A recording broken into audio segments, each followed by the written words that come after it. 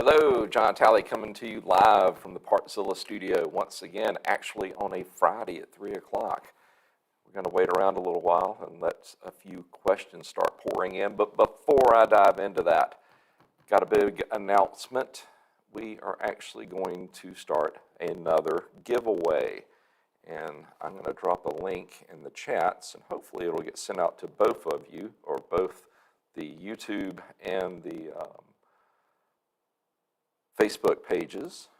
And what you're going to find there is a place to enter, where we're going to be giving away a helmet, a communicator, and a tank bag. More specifically, we're going to give away an Icon variant Pro helmet, whatever size that we need to send out. We'll determine that later.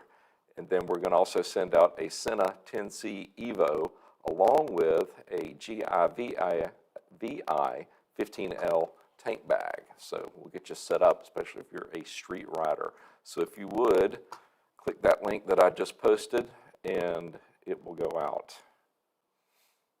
And now they're telling me my audio is horrible. That's not a good thing. So when you say awful, what is going on with it, Hank?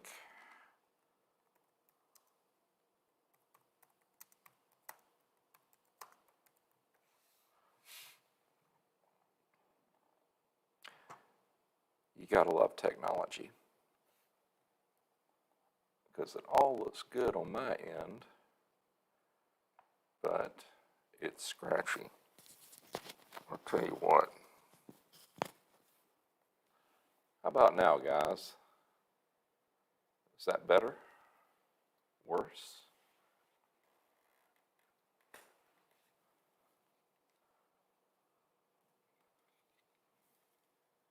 Still bad? Come on, guys, talk to me.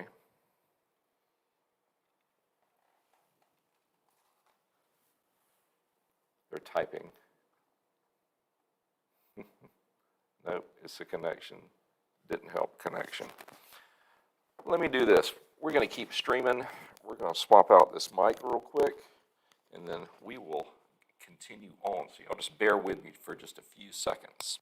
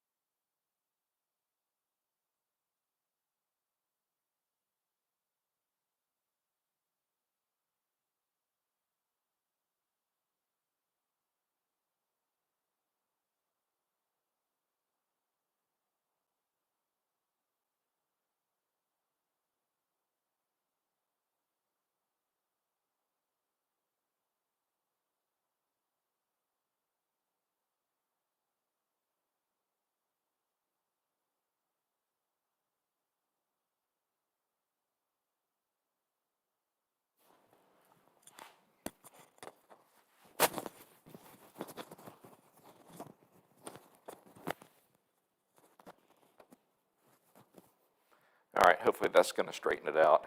As you can imagine, audio equipment trying to survive in this environment, it can be a little tough on the equipment. But hey, we'll see if this straightens it out, and we'll keep going. So guys, the delay should be through. Is it working like it's supposed to? Testing 1, 2, 3. Can you hear me now? Still scratchy. You're killing me, Smalls. So y'all tell me, we just want to keep going, or it's not the mic. Well,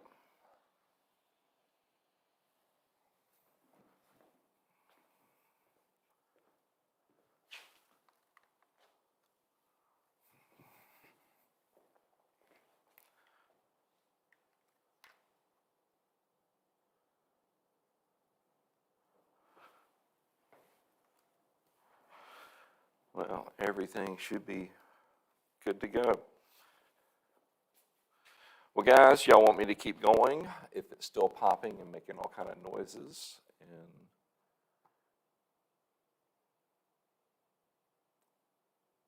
so keep going or stop.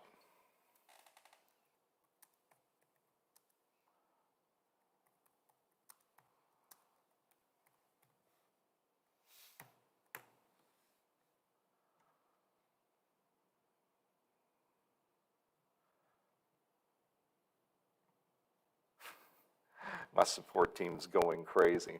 Well, if they tell me to keep going, so that's what we're going to do. I'll try not to move around, and hopefully that'll squelch it. Just roll with it. All right. Well, let's do this anyway. All right.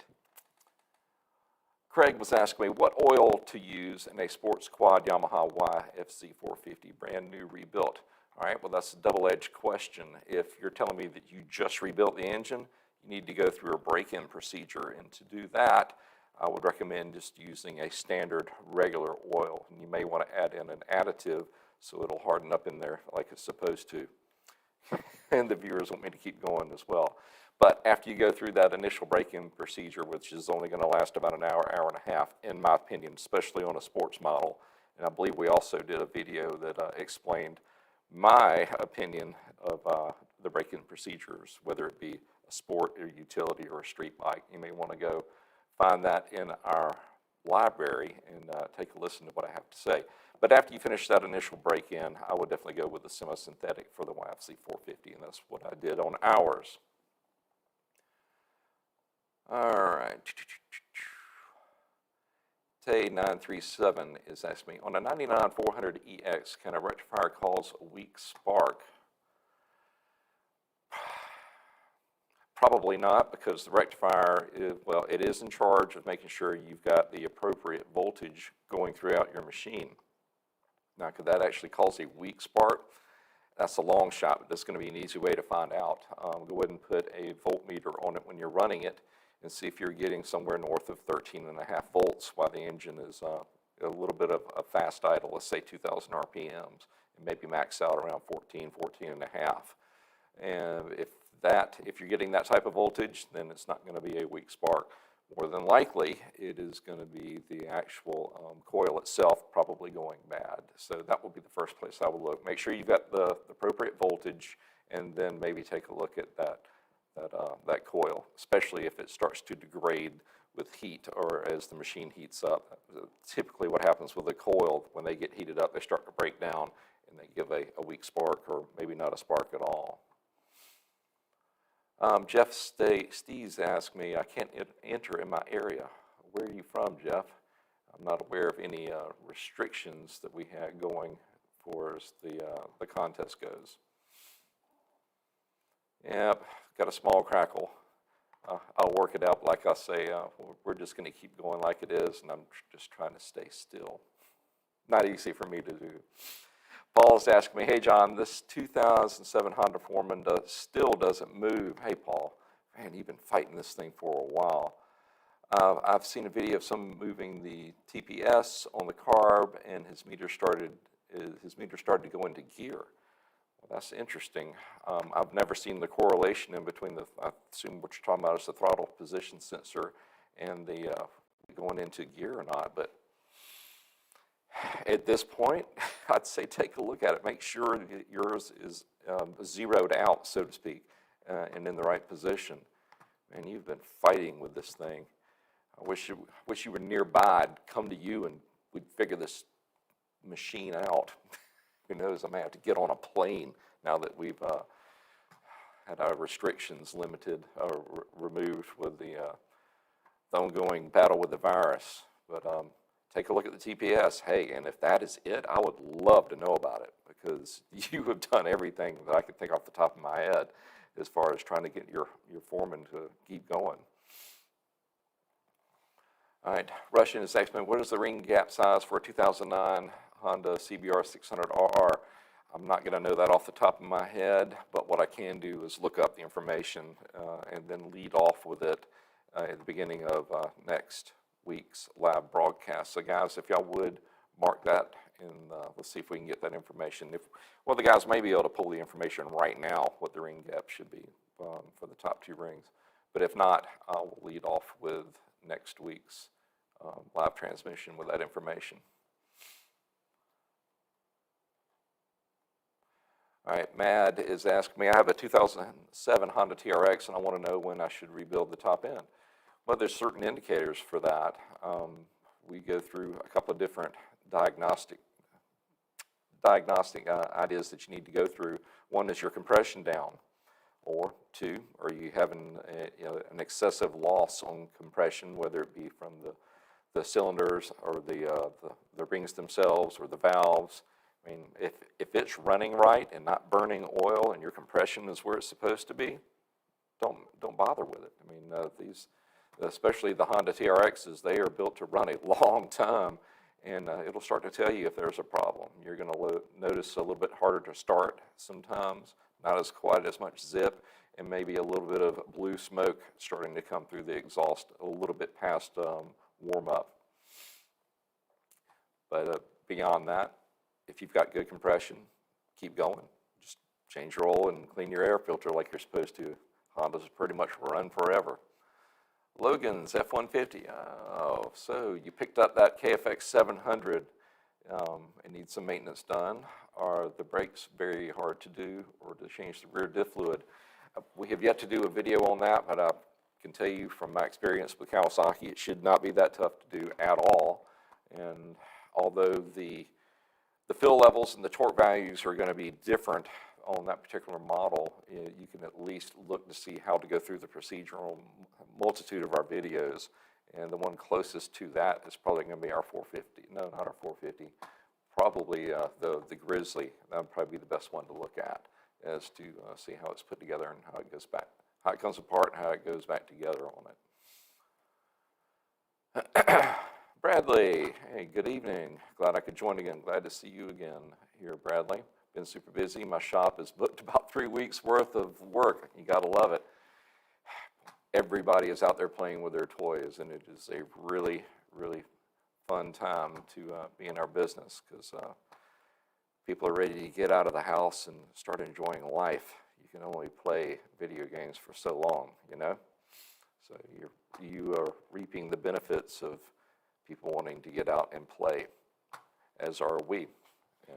We are here to help them go out there and enjoy their machines.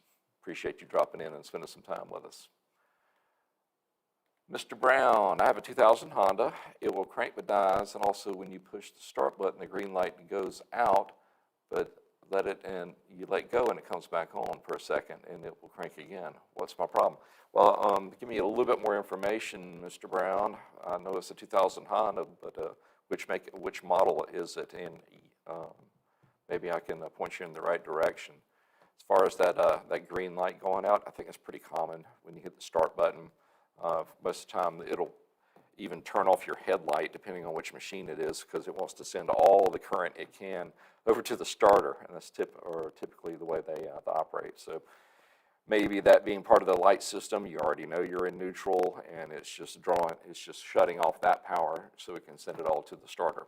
That's just my theory at this point. But if you give me some more information, I can see if I'm right or not. All right, William is asking me, I've received a new ECM from Partzilla. Any special precautions I need to take when installing this one? Well, that's kind of a loaded question. Depends on which ECU for which make and model. I know that especially on the Polaris side, sometimes they make you reinitialize it with their programming to actually bring it up to that particular unit. Reason being, they have different ECUs that they use, or the same ECU that they use on different machines. And it's just how you initialize it that determines if it's going to work or not. So, but if it's one of the other big fours, usually they are very specific on their ECU number, and you should be able to just plug and play. I caution you though, most of the time ECUs don't go out. I mean, they really just don't. Something caused them to go out. So be really careful to immediately check your running AC voltage or DC voltage at the battery. Make sure it's not getting overcharged because of a bad regulator rectifier. that is probably the number one killer of ECUs is overvoltage getting sent into them. So just be careful when you go to start it up the first time. Yeah, I'm finally getting to where y'all were telling me to keep going. Crystal clear. I don't know about that, but we'll see. Nick is asking me, hey John, I'm going to be buying a 1998 Polaris Sportsman 500 4x4 for $2,900. It's brand new with less than 1,000 hours on it. Is that a good buy? Brand new with less than 1,000 hours? Wow. I guess your definition and mine of brand new is a little bit different. 1,000 hours, that's a pretty good bit of time on a machine. It really, especially an ATV. 1998, 2,900. I'm not an NADA encyclopedia or a Kelly Blue Book, but it kind of sounds high to me. What I would do if I were you is to go to one of those two websites, plug in the information for the unit, and see what the fair market value is, and they even break it down per area. But off the top of my head, I think that sounds a little high. And 1,000 hours, that's a pretty good bit of time. Paul, it's been 2 weeks since I've seen a live feed. Well, because we did it 2 weeks in a row on Thursday because I was out playing at a racetrack. So I'm finally back in the saddle for the Friday, actually doing it on Friday, and I will be for the foreseeable future. So good to have you back, Paul. All right, Ian is asking me, I've just replaced the top end gaskets on my 2003 400EX and was wondering if I need to break in the engine because I didn't replace the pistons or rings. Well, no, you shouldn't, because the rings have already seated. It's already worn into the cylinder itself. So no, I don't think you should have to go through any break-in procedure on this at all. The break-in's already done. You just resealed it. So no, go on. Keep going. It'll be fine. No break-in is going to be required.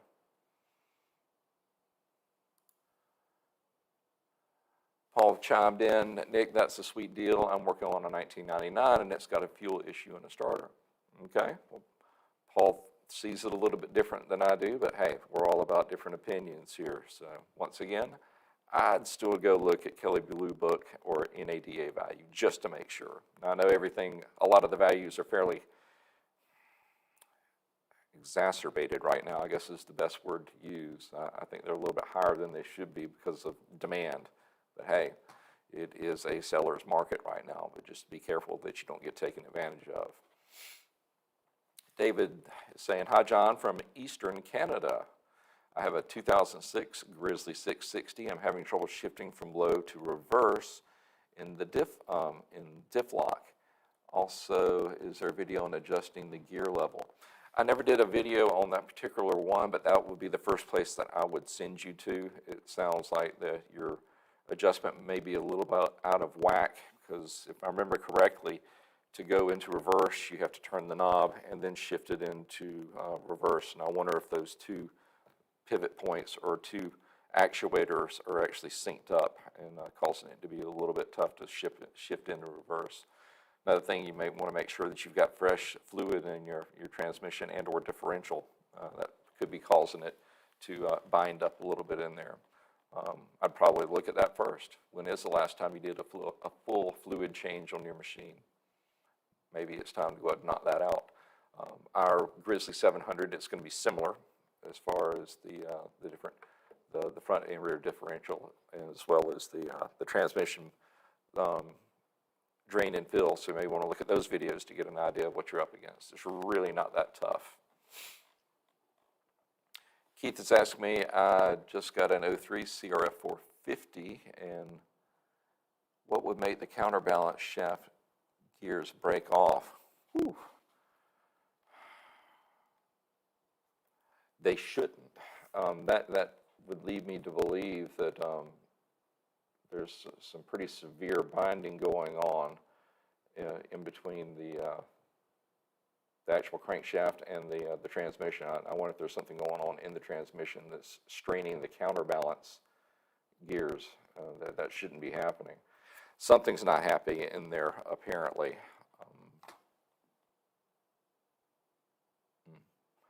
I would be very cognizant of what's going on in the transmission, because I think it's actually affecting the counterbalance end of it as well.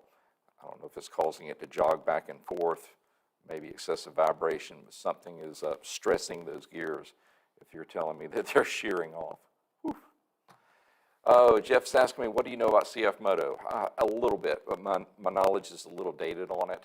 When I was at the dealership several years ago, we started out, we brought in CF Moto when they were just starting out in the U.S. They have a decent product. Is it on par with the Japanese equivalent? No, not yet. Are they getting closer? Yeah, they are. Are they all the way there? No, I don't think so, not yet. It's a decent machine. The handling's a little bit wishy-washy, and the turning radius, even especially on the early units, was wide, to say the least. But other than that, the machine's held up pretty well. We put one in demo and put a lot of hard miles on it, and it survived all of it, believe it or not. But am I completely sold on CF Moto? No, not really. I'm still going to buy from the big four. Take your pick which one you want to go with. But CF Moto's okay, but it's just a Xerox copy of the real deal, in my opinion, at this point. Now, are they going to get it completely figured out and be an industry leader? Well, maybe, but I just don't think they're there yet.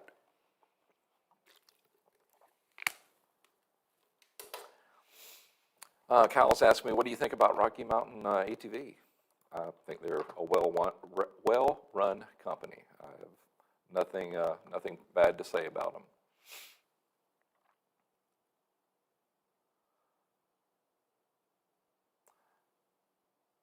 He called it clocking. Oh, Paul, this is back to your foreman again. He called it clocking.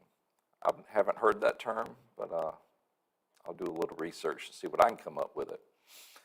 Davey T, got my ABS problem fixed. How to reset. Use money SDS or jump the mode selector coupler 3 times for 1 second after the code flashes. Sounds like you've already got it figured out, buddy. Just be careful in there. ECUs are not cheap, so make very sure that you don't make a mistake if you're going to do a jumper on it. Paul says he's not far from Albany. Paul, just for kicks, why don't you send my team a private message and let us know where you are? I think I may want to look into this.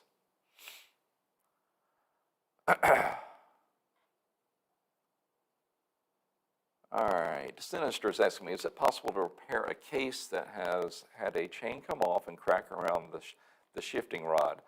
My seal is not sealing correctly. If you have a really, really talented welder that's very, very adept at working with aluminum, it's not easy to do.